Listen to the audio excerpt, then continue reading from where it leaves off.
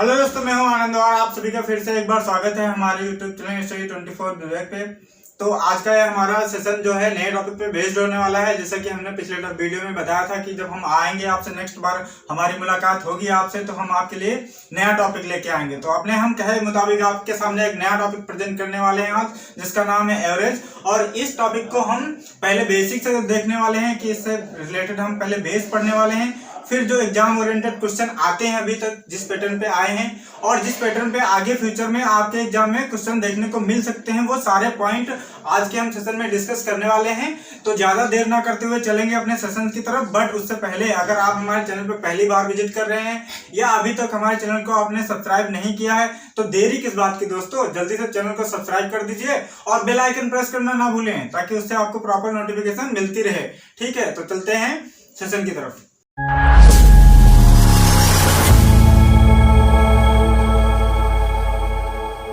बताया कि आज का जो हमारा सेशन होने वाला है वो एवरेज टॉपिक पे बेस्ड है।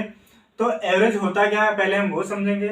यानी आज का जो सेशन होने वाला है, तो एवरेज के पूरा बेसिक आज हम कवर करने वाले हैं। हम अपनी डेली लाइफ में सुनते हैं एवरेज शब्द, तो एवरेज होता क्या है इसका मीनिंग समझेंगे और इसके सिग्निफिकेंस क्या होते हैं वो सब समझेंगे। ठीक है, तो चलते हैं ज्यादा देर ना करते हुए। तो जो हम अगर एवरेज कहते हैं, एवरेज है क्या, जो एक वर्ड है ये एवरेज, ठीक, इसको हम हिंदी में कहते हैं औसत। हिंदी में क्या कहते हैं, औसत। ठीक है, तो एवरेज जो है बेटा, एवरेज अगर हम फाइंड करते हैं तो एवरेज इक्वल टू होता है sum of quantity upon number of quantity. अगर हम इसको हिंदी में कहें तो राशियों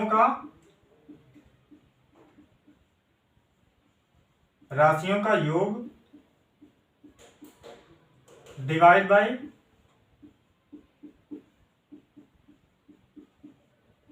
राशियों की संख्या। ठीक है, तो ये बेसिकली एवरेज का फार्मूला होता है और ये एक ही सिंगल फार्मूला है जिसपे ये पूरा टॉपिक घूमता है। ठीक है, तो ये जो फार्मूला है ये बहुत इंपॉर्टेंट रोल प्ले करने वाला है और जितने भी फार्मूले या जितने भी आपके क्वेश्चंस बनेंगे वो इसी से रिलेटेड होंगे। तो पहले हम इस फार्मूले को समझ लेते हैं और इसका मीनिंग जान लेते हैं कि एक्चुअली में है क्या। ठीक है, तो यहाँ पे हमें दिया हुआ, जैसे हमें एवरेज अगर फाइंड करना है तो यहाँ पे कुछ क्वांटिटीज दे रखी होंगी। जैसे हम अगर बाइक का एग्जांपल लें, मान लो आपकी बाइक है, ठीक है, पहले दिन आप 1 लीटर में कुछ डिस्टेंस ट्रेवल करते हैं, दूसरे दिन 1 लीटर में आप थोड़ी और डिस्टेंस ट्रेवल करते हैं, तीसरे दिन कुछ और डिस्टेंस ट्रेवल करते हैं, फोर्थ डे कुछ और डिस्टेंस ट्रेवल करते हैं। तो उसका जो ओवरऑल परफॉर्मेंस देखते हैं वही उस बाइक का क्या हो जाता है, एवरेज हो जाता है। तो यहाँ हम इसको इस तरीके से समझेंगे। मान लेते हैं आपकी एक बाइक है, क्या है, बाइक है। ठीक है, और वो अगर पहले दिन चलती है तो 1 लीटर में फर्स्ट डे कितना जाती है, 45 किलोमीटर जाती है। फर्स्ट डे कितना जाती है, 45 किलोमीटर। सेकेंड डे में उसकी परफॉर्मेंस कितनी रहती है, ये डिस्टेंस है किलोमीटर में, सेकेंड डे हो जाती है 50 किलोमीटर, सेकेंड डे 50 किलोमीटर, और थर्ड डे में वो चलती है हमारी 45 किलोमीटर, और फोर्थ डे में फिर से वो चलती है हमारी 60 किलोमीटर। कितना चलती है, 60 किलोमीटर। अगर हम फिफ्थ डे की बात करें तो फिफ्थ डे वो चलती है हमारा 40 किलोमीटर, कुछ उसमें प्रॉब्लम की वजह से।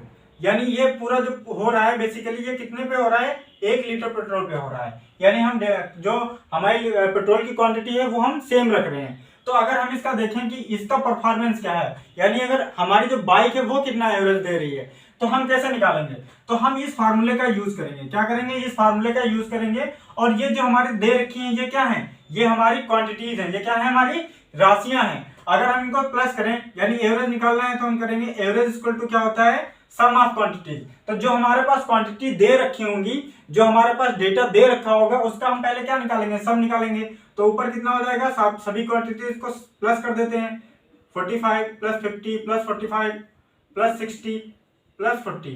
ठीक है, अब देखो यहाँ पे डिवाइड में ये कितनी क्वांटिटीज हैं, यहाँ पे हमें बताया गया नंबर ऑफ क्वांटिटीज। तो कितनी क्वांटिटीज हैं, 1 2 3 4 5, कितनी क्वांटिटीज हैं, 5। तो उतने से हम क्या कर देंगे, डिवाइड। ठीक है, अब हम इनको प्लस कर लेते हैं, तो कितना हो जाएगा, ये 100 हो जाएगा और ये 90 हो जाएगा। तो 190 हो जाएगा, उसमें 50 ऐड कर देंगे तो कितना हो जाएगा हमारा 240 हो जाएगा। कितना हो जाएगा 240, और डिवाइड कितने से करना है 5 से। ठीक है, तो यहाँ पे हम डिवाइड कर लेते हैं, तो हमारा निकल के आ जाएगा 48 किलोमीटर। 48 किलोमीटर। तो ये जो डिस्टेंस है ये ओवरऑल क्या है हमारी बाइक का, ये जो डिस्टेंस है ओवरऑल 48 किलोमीटर, और ये कितने में चल रही है यानी 1 लीटर 1 आवर। ठीक है, तो यहाँ पे जो हमें निकल के आ रहा है ये 48, ये हमारी बाइक का क्या है एवरेज है, ये हमारी बाइक का क्या है एवरेज है। ठीक है, तो इस तरीके से हम यहाँ एवरेज कैलकुलेट करते हैं। यहाँ पे आपको बाइक की डिस्टेंस ना दे करके कुछ और भी क्वांटिटी दे रखी होगी, तब भी आप इसी तरीके से कैलकुलेट करेंगे। और ये फार्मूला नोट करते चलिए, ये फार्मूला आपका बहुत ही इंपॉर्टेंट होने वाला है। एक ही फार्मूला, मेजर फार्मूला है इस चैप्टर के अंदर, जिसके सराउंडिंग पूरा चैप्टर घूमता है। ठीक है, और इसी से जो फार्मूले आते हैं, नेक्स्ट फार्मूले आपको देखने को मिलेंगे, वो इसी से ड्राइव होके आते हैं। तो ये हमारा क्या है, मास्टर ऑफ द फार्मूला है इस चैप्टर के लिए। ठीक है, थोड़ा और भी हम इसको आगे समझने की कोशिश करेंगे। तो हम यहाँ पे दूसरा एग्जांपल लेते हैं। मान लेते हैं कोई स्टूडेंट है और उसका एग्जाम हुआ है, जिसमें उसके सब्जेक्ट के मार्क कुछ इस तरीके से हैं। एग्जाम्पल फर्स्ट हो जाएगा ये हमारा, कोई स्टूडेंट है जिसके उसके एग्जाम में उसके सब्जेक्ट वाइज मार्क्स कुछ इस तरीके से हैं। इंग्लिश में है उसके 78, मैथ में है 60, और साइंस में है 62।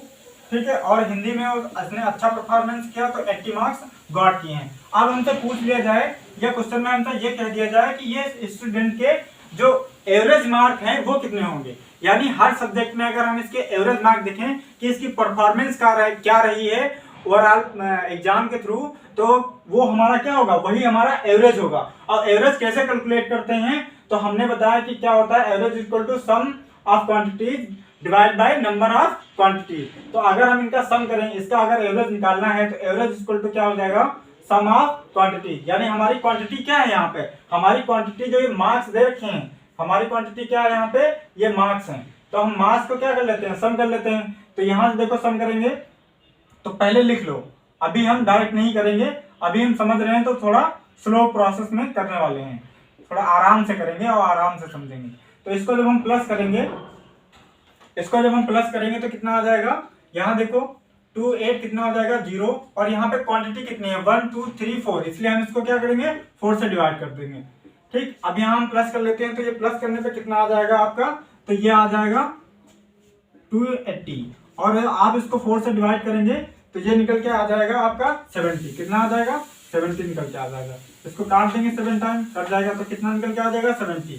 यानी जो ये स्टूडेंट है इसका एवरेज मार्क्स कितने हैं, अगर हर सब्जेक्ट में इसके एवरेज मार्क्स देखें तो कितने हैं 70 हैं। एवरेज मार्क्स का मतलब ये नहीं होता कि हर सब्जेक्ट में उसके 70 मार्क्स हैं, किसी में कम है किसी में ज्यादा है, मगर उसकी जो ओवरऑल परफॉर्मेंस है वो उसकी 70 रही है। यानी जो उसकी ओवरऑल परफॉर्मेंस है वो 70 रही है। ओवरऑल मार्क्स उसके हर सब्जेक्ट में 70 नहीं है, ओवरऑल मार्क्स और एवरेज में डिफरेंस है, यहाँ पे ये क्लियर होना चाहिए। ठीक है, थोड़ा और बढ़ते हैं आगे टॉपिक में, समझते हैं।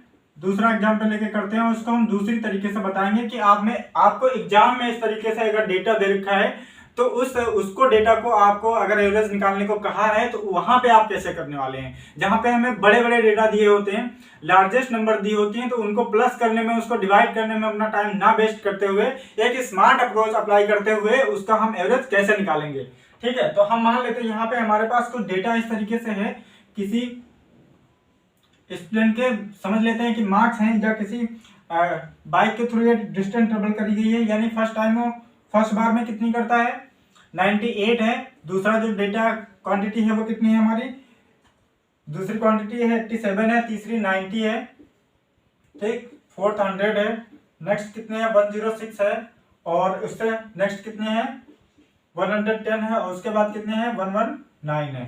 ठीक है, तो यहाँ अगर हमें एवरेज निकालने को कह दिया जाए कि यहाँ पे आप एवरेज निकालेंगे, ठीक है, तो कैसे निकालेंगे। एक तो बेसिक मेथड होता है जो हमने अभी अप्लाई किया, कि हमारा क्या होता है सम ऑफ क्वांटिटीज, यानी इन सभी का सम करके, और इन्हीं के कितनी क्वांटिटी है 1 2 3 4 5 6 7, तो 7 से हम इनको सम करके 7 से डिवाइड कर दें। एक तो वो तरीका हो गया हमारा एवरेज निकालने का। अब स्मार्ट अप्रोच क्या हो सकती है, तो हम यहाँ स्मार्ट अप्रोच लगाने वाले हैं।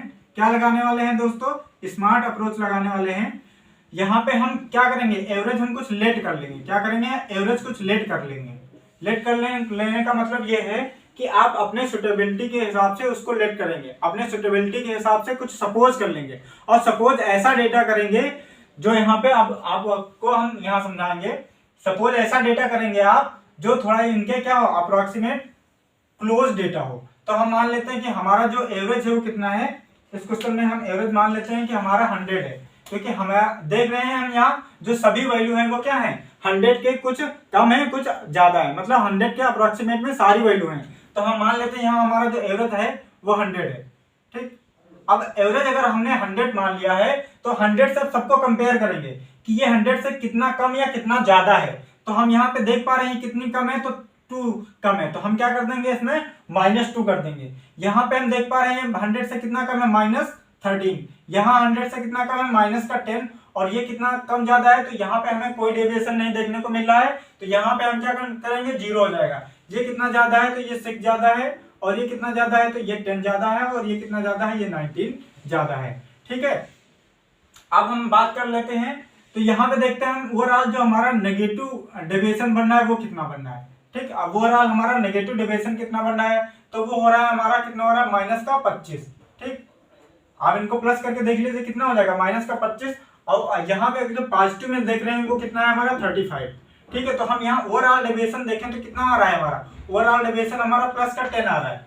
यानी जो हमारा एवरेज हमने 100 माना था उससे उसमें भी क्या हो रहा है, 10 प्लस हो जा रहा है। बट ये 10 हमारा एवरेज नहीं है, ये 10 हमारा जो एवरेज मार्क्स नहीं है, ये ओवरऑल मार्क्स हैं जो 10 ज्यादा है।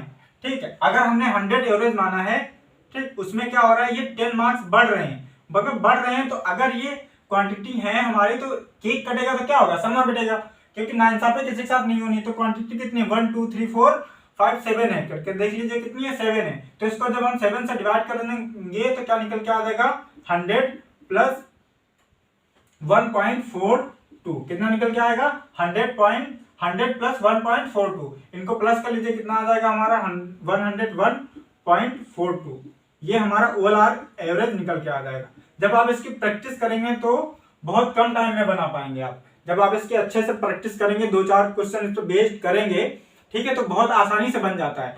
अगर हम यहीं पे इनको सबको प्लस करने बैठे, फिर प्लस करने में अपना टाइम बर्बाद करें, फिर डिवाइड करने में अपना टाइम बर्बाद करें, तो थोड़ा क्या होता है कि टाइम का इशू रहता है एग्जाम में। अब जहां हम टाइम नहीं सेव करेंगे तो थोड़ा हमारे लिए सिलेक्शन लेना इम्पॉसिबल सा लगने लगता है। बट अगर प्रैक्टिस अच्छी हो और एक स्मार्ट अप्रोच के साथ हम प्रैक्टिस करते हैं क्वेश्चनों की कम टाइम में बनाने की, तो हम ये इंश्योर कर सकते हैं कि आपका सिलेक्शन पक्का हो जाएगा। ठीक है, अब आते हैं अगले अप्रोच की तरफ। तो बढ़ते हैं अगले कॉन्सेप्ट पे। तो अभी हमने क्या पढ़ा, एवरेज इक्वल टू क्या होता है, एवरेज इक्वल टू होता है सम ऑफ क्वांटिटीज,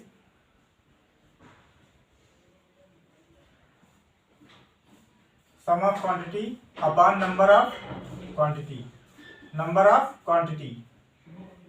ठीक है, अगर यही हमसे कह दिया जाए कुछ इस तरीके से, थोड़ा सा ट्विस्ट कर दिया जाए आपसे कि एक डेटा है जिसका ओवरऑल एवरेज कितना है, एक डेटा है जिसका ओवरऑल एवरेज हमारा कितना है, 50 है, कितना है, 50 है, और नंबर ऑफ स्टूडेंट कितने हैं, नंबर ऑफ स्टूडेंट कितने हैं, तो नंबर ऑफ स्टूडेंट हमारे पास 5 है, नंबर ऑफ स्टूडेंट कितने हैं, 5 हैं, नंबर ऑफ स्टूडेंट कितने हैं, 5 हैं। यानी हमें ये कहा गया, क्वेश्चन इस तरीके से है कुछ कि 5 स्टूडेंट हैं जिनके ओवरऑल मार्क्स कितने हैं, उनका एवरेज मार्क्स कितना है, तो वो 50 दे रखा है। ये हमारा एवरेज मार्क्स है, ये क्वांटिटी है कि यहाँ पे कितने स्टूडेंट है। अब हमसे पूछा गया है कि उस परीक्षा में उन 5 लड़कों ने कितने मार्क्स स्कोर किए, यानी जो उनका सम है वो हमें बताना है। तो हम यहाँ से देख सकते हैं कि अगर हम यहाँ पे सम फाइंड करना चाहें तो इसकी मल्टीप्लाई इससे हो जाएगी, यानी जो एवरेज है उसकी नंबर से मल्टीप्लाई कर दें, यानी क्वांटिटी से मल्टीप्लाई कर दें, तो हमारा क्या फाइंड हो जाता है, सम फाइंड हो क्या हो जाता है। अगर हमें थोड़ा सा, तो यहाँ पे हो जाएगा एवरेज, एवरेज की मल्टीप्लाई कर देते हैं क्वांटिटी से, एवरेज की मल्टीप्लाई किससे कर देते हैं, क्वांटिटी से। ठीक है, तो हमारा क्या निकल के आ जाएगा, सम। तो हम देख पा रहे हैं हमारा एवरेज कितना है, 50 दिया हुआ है। ठीक, और क्वांटिटी कितनी है, यानी कितने लोगों ने यहाँ पार्टिसिपेट किया है, तो 5 स्टूडेंट हैं, तो हम यहाँ पे ले लेंगे 5, और हम यहाँ से मल्टीप्लाई कर देंगे, कितना आ जाएगा, 250। ये क्या है हमारा टोटल मार्क्स है, टोटल मार्क्स हैं 5 स्टूडेंट के। ठीक है, तो इस तरीके से भी ये समझ में आना चाहिए, क्योंकि ये छोटा सा कॉन्सेप्ट है, बट ये आगे क्वेश्चंस में बहुत ज्यादा यूज होगा। ठीक, हमें एवरेज दिया होगा और क्वांटिटी दी होगी, तो उस केस में हम डायरेक्टली मल्टीप्लाई करके लिख देंगे कि हाँ इसका सम इतना हो जाएगा। तो थोड़ा इस पॉइंट को यहाँ पे मैंने हाईलाइट इसीलिए कर दिया है, क्योंकि अगर हम डायरेक्टली आगे क्वेश्चन में यूज करते हैं ठीक है इस तरीके के कॉन्सेप्ट, तो आपको यहाँ समझने में कोई दिक्कत नहीं होनी चाहिए। ठीक है, यहीं पे अगर हम दूसरा क्वेश्चन दें, दूसरा क्वेश्चन इस तरीके से है कि यहाँ पे एवरेज दे रखा है, एवरेज दे रखा है 40, ठीक, एवरेज आपको दे रखा है 40 और आपको सम दे दिया, क्या दे दिया इस बार, उसने सम दे दिया है 2000, कितना दे दिया है 2000 मार्क्स का, 2000 मार्क्स का, और उनका एवरेज मार्क्स कितने हैं, एवरेज मार्क्स हमारे 40 हैं। ठीक, अब आपसे पूछा गया है कि स्टूडेंट, इस एग्जाम में कितने स्टूडेंट ने पार्टिसिपेट किया ये आपको बताना है, इस एग्जाम में कितने स्टूडेंट ने पार्टिसिपेट किया वो आपको बताना है। तो यहाँ पे अगर हम देखें कि अगर हमें क्वांटिटी भी निकालनी हो तो एवरेज इक्वल टू क्या पाए, यानी सम इक्वल टू क्या है हमारा, एवरेज से भी निकल आएगा। अगर हम सम भी देखें तो अभी हम देख चुके हैं सम इक्वल टू क्या होता है, average into quantity, average into quantity. ठीक है, हमें क्वांटिटी ही बतानी है, तो सम इक्वल टू कितना दे रखा है 2000, यहाँ रख देते हैं 2000 और इसको यहाँ एवरेज है तो इस तरफ आएगा तो क्या हो जाएगा, डिवाइड में कर कितना रख देंगे 40, तो यहाँ से जो हमारा निकल के आ जाएगा वो नंबर ऑफ स्टूडेंट यानी क्वांटिटी आ जाएगी, क्या आ जाएंगे, नंबर ऑफ स्टूडेंट। ठीक, तो कितना निकल के आ जाएगा हमारा, यहाँ नंबर ऑफ स्टूडेंट हमें देखने को मिल जाएंगे, कितने निकल के आ जाएंगे 50, कितने निकल के आ जाएंगे 50 स्टूडेंट इसमें पार्टिसिपेट किए होंगे। ठीक है, तो इस तरीके से हम नंबर भी निकाल सकते हैं, एवरेज दिया है अगर सम दिया है तो नंबर भी निकाल सकते हैं, अगर नंबर और एवरेज दिया है तो उसका सम भी निकाल सकते हैं। तो आई थिंक यहाँ अभी तक जितना हमने पढ़ा है यहाँ तक तो किसी को डाउट नहीं होना चाहिए। अब थोड़ा और आगे हम देखेंगे। ठीक है, अगर हम कह दें कोई डेटा है, यानी अगर हम एग्जाम्पल क्वेश्चन ना लिख के एग्जाम्पल लेंगे तो अच्छा रहेगा।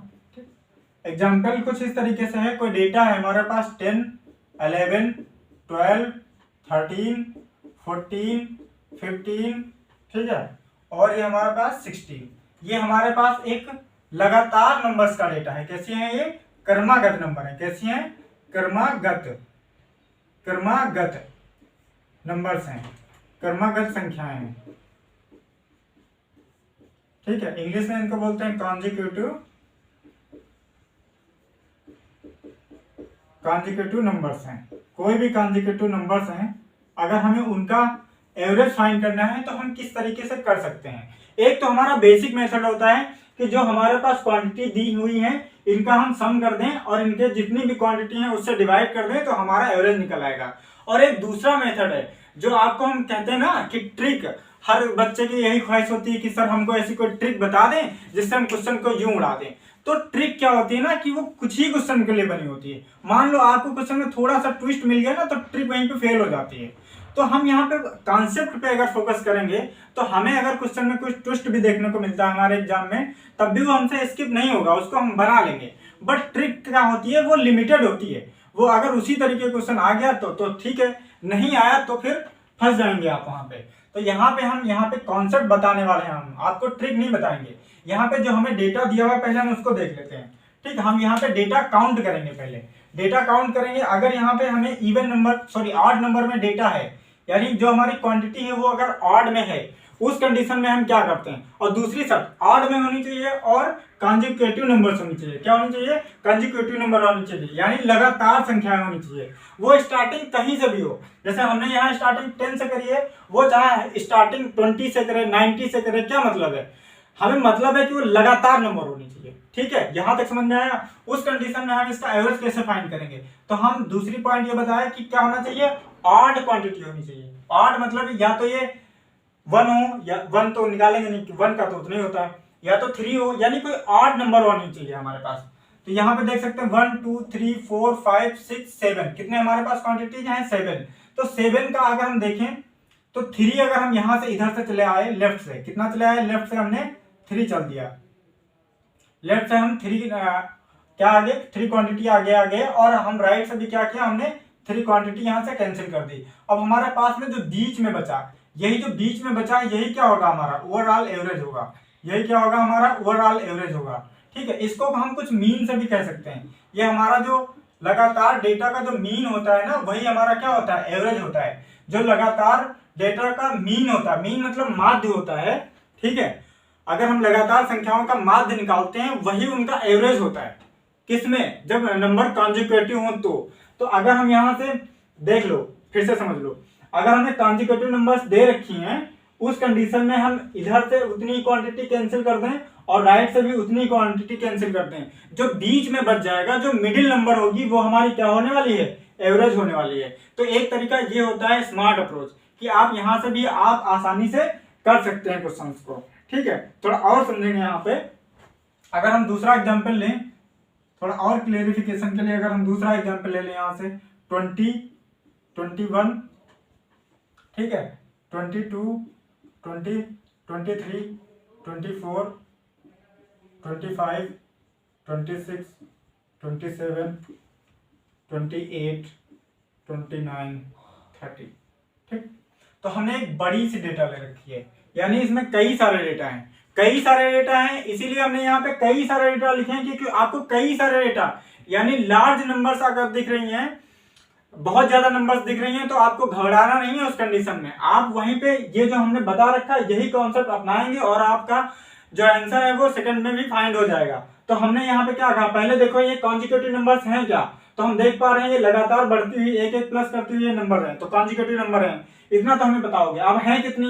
1 2 3 4 5 6 7 8 9 10 11 है, यानी ये ऑड नंबर में है। तो हमें पता है हमें क्या करना है। अब हमें कुछ नहीं करना, हमें ज्यादा सोचना ही नहीं है, क्योंकि हमें सोचना तो अगले उस क्वेश्चन पे है। हमारा ये क्वेश्चन इतने सोचने में हो गया। अब हो कैसे गया यहाँ पे ये देखते हैं। तो हमारा क्वेश्चन इसलिए हो गया क्योंकि हमने बताया यहाँ पे कितनी है 11, तो 11 का हम उसमें एक माइनस कर दें, कितना बचेगा 10। अब 10 को हम दो पार्ट में डिवाइड करेंगे और दो पार्ट में डिवाइड करेंगे तो 5 आएगा, तो 5 इधर से काट देते हैं, 1 2 3 4 5, यानी 5 नंबर इधर की कैंसिल हो गई और 5 यहाँ से 1 2 3 4 5, 5 इधर से कैंसिल हो गई।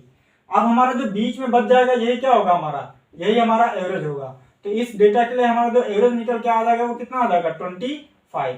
और अगर मीन भी निकालना हो, यहाँ पे एवरेज ना कहता, आपको मीन भी कह देता, क्योंकि हमारे लिए तो दोनों टॉपिक मैथ के हैं और मैथ में दोनों टॉपिक आते हैं, एवरेज भी आता है मीन भी आता है, तो मीन भी ध्यान रखना, मीन भी आपका यही होगा, ठीक है।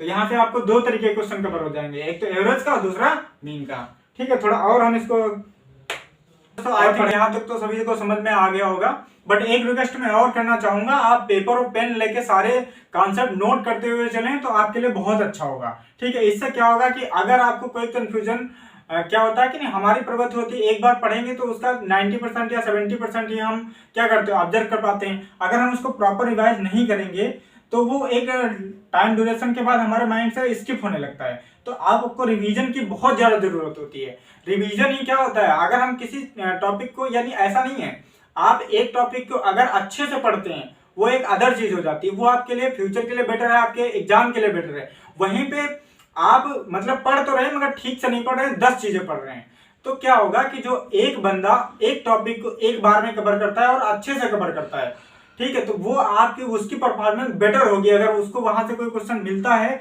तो उससे स्किप नहीं होगा। आपने सन्नाटे में 3-4 टॉपिक एक बार में पढ़ लिए और आपके माइंड में कोई क्लियर नहीं है, तो वहां से 3-4 टॉपिक से मान लो 3-4 क्वेश्चन आ गए, हो सकता है कि आप वहां से नहीं कर पाएंगे।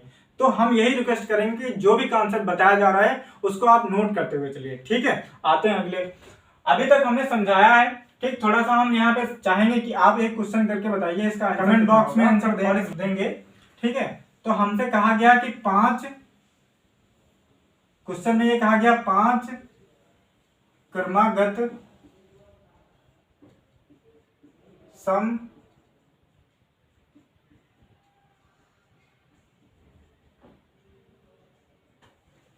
संख्याओं का औसत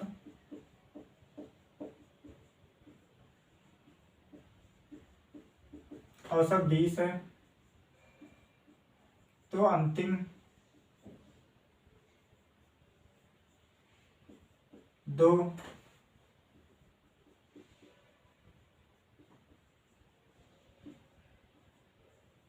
संख्याओं का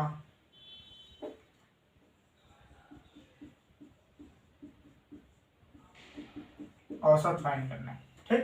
आई थिंक क्वेश्चन सबको समझ में आ गया होगा कि यहाँ पे क्वेश्चन में क्या हमसे कहा गया है और क्या निकालने को हमें निकालना है। ठीक है, तो क्वेश्चन क्या है हमारा, 5 क्रमागत कैसी संख्याएं हैं, सम संख्याओं का औसत हमें दे रखा है 20 और अंतिम 2 संख्याओं का औसत हमसे निकालने के लिए कहा गया है।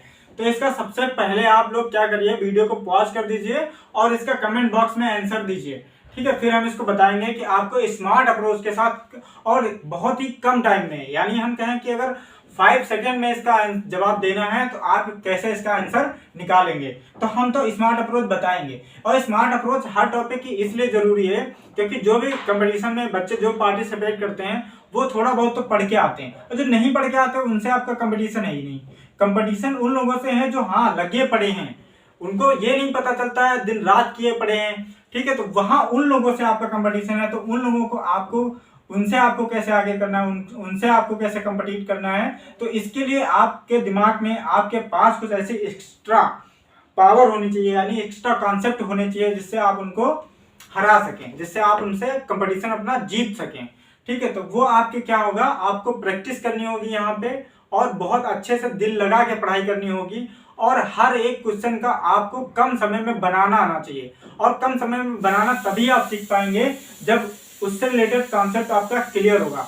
ठीक है, तो पहले इसका आप जवाब बताइए, इसका आंसर निकाल के बताइए, फिर मैं बताऊंगा इसके। जैसा कि हमसे कहा गया यहाँ पे 5 क्रमागत सम संख्याएं, तो अगर हमें क्रमागत सम संख्याएं माननी होती हैं तो आई थिंक सभी लोगों को पता है सम संख्याएं क्या होती हैं, इवन नंबर्स क्या होती हैं। अगर हम मान लेते हैं कि पहली नंबर हमारी कितनी है, x है, तो दूसरी क्रमागत सम संख्या कितनी हो जाएगी, x+2 हो जाएगी, तीसरी कितनी हो जाएगी, x+4 हो जाएगी, और नेक्स्ट क्या हो जाएगी, x+6 हो जाएगी, और नेक्स्ट कितनी हो जाएगी, x+8 हो जाएगी। यहां तक किसी को कोई कंफ्यूजन? ये हमने लेट किया है, ये हमने नंबर्स को लेट किया है। ठीक है, अगर हमसे क्वेश्चन में क्या कहा गया है, 5 क्रमागत सम संख्याओं का औसत 20 है। ठीक, तो हम एक तो कर सकते हैं इसको अपने बेसिक मेथड से, बट हम यहाँ बेसिक मेथड आपको सिखाने नहीं आए हैं। बेसिक मेथड से तो आप लोग इसको कर ही लेंगे। बेसिक मेथड से कैसे करेंगे उसको हम थोड़ा यहाँ डिस्क्राइब कर देते हैं कि आप लोग इनको क्या करेंगे, सम करेंगे। ठीक, इन सभी को सम करेंगे और इसको फिर डिवाइड कर देंगे 5 से, और उसको इक्वल कर देंगे 20 से, वहां से आपको x की वैल्यू मिल जाएगी। फिर x की वैल्यू इन दोनों में पुट कर देंगे तो ये दोनों नंबर्स निकाल लेंगे, फिर आप इनको सम करके 2 से डिवाइड कर देंगे तो आपका आंसर मिल जाएगा। ठीक, ये तो हुआ आपका बेसिक मेथड। बस इसमें स्मार्ट अप्रोच आपको कैसे यूज करनी है, कैसे लगानी है, वो दिखाई है, वो यहाँ पे देखो। ठीक है, तो स्मार्ट अप्रोच कैसे लगाएंगे, यहाँ पे जैसे हमें बताया गया कि 5 क्रमागत सम संख्याओं का औसत 20 है। तो अगर हम देखें, हमने अभी देखा था कि जहां पे हमारे पास क्रमागत नंबर हो और ऑड नंबर हो, तो क्या करते हैं हम, मान लो हमने क्या किया, यहाँ से 2 चले आए, इधर से 2 कैंसिल कर दी और यहाँ की 2 कैंसिल कर दी। तो हमने बताया जो हमारा बीच का नंबर होगा यही हमारा क्या होगा, एवरेज होगा, यही हमारा क्या होगा, एवरेज होगा। तो x+4 किसके बराबर होना चाहिए, 20 के। ठीक, यहाँ से x अगर हम निकालेंगे कितना आ जाएगा, 16। ठीक, x अगर 16 आ गया यहाँ रख देंगे तो यहाँ से हमारा एक नंबर निकल के आ जाएगा, 16 + 6 22 हो जाएगा। यहाँ रखेंगे 16x की जगह तो कितना हो जाएगा हमारा 24। कितना हो जाएगा, इन दोनों को प्लस करेंगे। अगर हमें एवरेज निकालना है दोनों का तो क्या करें, इन दोनों को प्लस कर देंगे, कितना हो जाएगा 46। इसको डिवाइड कर देंगे 2 से, कितना निकल के आ जाएगा 23। कितना टाइम लगेगा इस करने में, कितना टाइम लगेगा इसको करने में। ठीक है, तो इस तरीके से क्वेश्चंस को आपको वहां एग्जाम में डील करना है। ठीक है, और हम आगे आगे सिखाएंगे, ये तो बस अभी नमूना है, आगे हम क्वेश्चनों को कैसे उड़ाना है आपको बिल्कुल सिखाएंगे। बिल्कुल टेंशन लेने की जरूरत नहीं है। जो टॉपिक स्टार्ट हुआ है इससे रिलेटेड कोई भी क्वेरी आपकी नहीं बचेगी लास्ट तक आते आते। थोड़ा और आगे बढ़ते हैं, इस पे जो और क्वेश्चंस बनते हैं छोटे छोटे, पहले हम उनका बेस क्लियर कर लेते हैं। क्वेश्चन हमसे कुछ इस तरीके से पूछ लिए जाते हैं कि प्रथम n सम संख्याओं का एवरेज कितना होगा। प्रथम n की वैल्यू हमें कुछ भी दे देगा, मान लो ऐसा कह दे प्रथम 10 संख्याओं का औसत कितना होगा, प्रथम 20 प्राकृतिक संख्याओं का एवरेज कितना होगा, प्रथम 20 सम संख्याओं का एवरेज कितना होगा, प्रथम 20 संख्याओं के वर्गों का एवरेज कितना होगा, प्रथम 5 संख्याओं के क्यूब का एवरेज कितना होगा। तो ये सारे छोटे छोटे जो क्वेश्चंस बनते हैं तो ये फार्मूला बेस्ड होते हैं, वो फार्मूले आप नोट कर लीजिए। मैं यहाँ पे लिखता हुआ जाता हूँ और उनके थ्रू एक एग्जाम्पल भी करेंगे उसको समझने के लिए। ठीक है, तो हमसे पहला जो बनता है, फर्स्ट जो बनता है हमारे यहाँ पे, वो कुछ इस तरीके से बनता है कि प्रथम n प्राकृतिक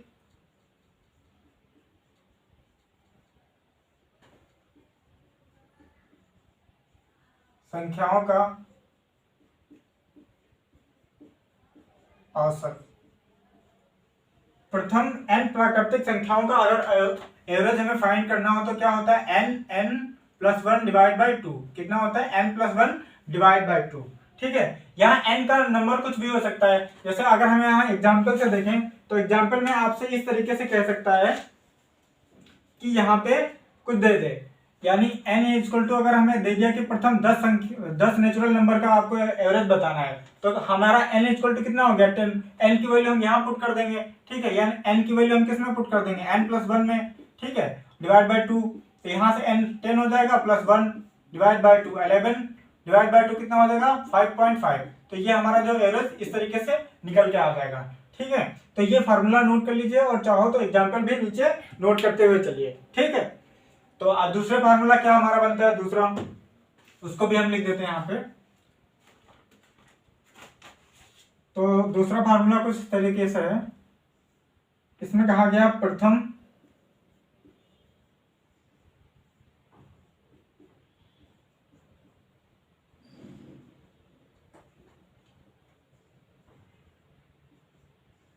प्राकृत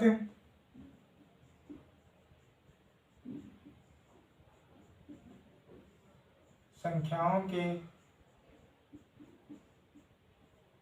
वर्गों का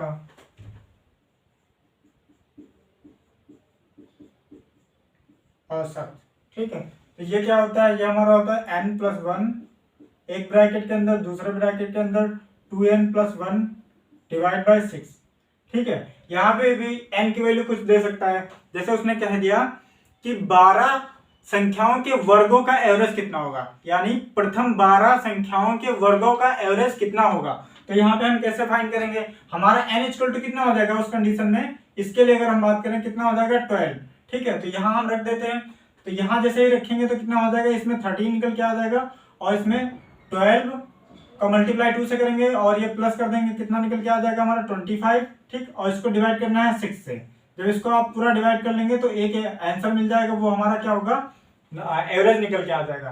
ठीक है, यहाँ से हम अगर तीसरा बात करें, तीसरा फार्मूला हमारा क्या बनता है, तो तीसरा फार्मूला इस तरीके से बनता है। यहाँ पे हमसे क्या कहा था, वर्गों का योग बताना था, सॉरी वर्गों का औसत बताना था।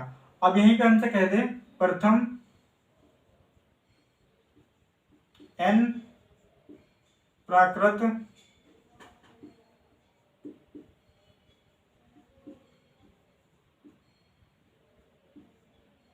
संख्याओं के घनों का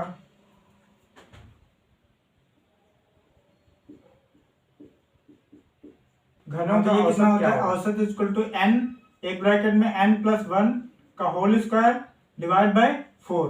ठीक है, ये कब लगेगा, तो हमसे क्वेश्चन में इस तरीके से लैंग्वेज कुछ इस तरीके की होगी कि प्रथम 5 संख्याओं के घनों का औसत बताइए।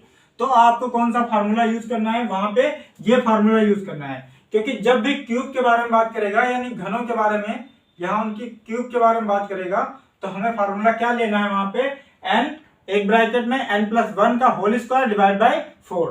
तो उस कंडीशन में हम ये फार्मूला यूज करके अपना आसानी से उसका आंसर बता सकते हैं। ठीक है, दूसरा क्या बनता है हमारा फार्मूला, यहाँ पर दूसरा फार्मूला कुछ इस तरीके से बनता है, लगातार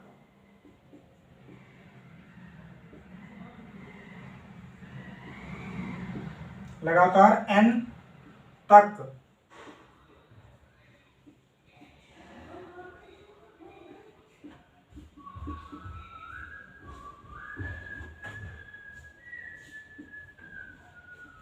विषम संख्याओं का औसत। हाँ, यहाँ पे हमसे कहा गया है लगातार n विषम संख्याओं का औसत क्या होगा, तो वो हमारा क्या होता है, वो हमारा चेंज नहीं होता, वो हमारा कितना होता है, n ही होता है। क्या होता है, वो हमारा n ही होता है। और बहुत आसानी से याद रहेगा, क्योंकि जो विषम होते हैं, विषम में क्या होता है, एक ही चीज जो होती है वो बची रहती है हमेशा, उसका रिमाइंडर अगर 2 से डिवाइड करेंगे क्या आएगा, 1 आएगा। यानी यहाँ पे 1 से हमें याद रखना है n कितना होता है, अकेला होता है, n के साथ और कोई नहीं होता है। जितनी भी नंबर्स होंगी वही उनका एवरेज होगा। मान लो आपसे कह दिया गया प्रथम यानी लगातार, प्रथम भी ना कहे यहाँ पे तब भी आपको टेंशन नहीं लेनी है। ऐसे कहा गया कि लगातार 7 संख्याओं का औसत बताओ, तो वो क्या होगा, हमारा 7 ही होगा। ठीक है, वो क्या होगा, हमारा एवरेज भी 7 होने वाला है। ठीक है, अब हमारा नेक्स्ट जो बनता है लगातार n तक सम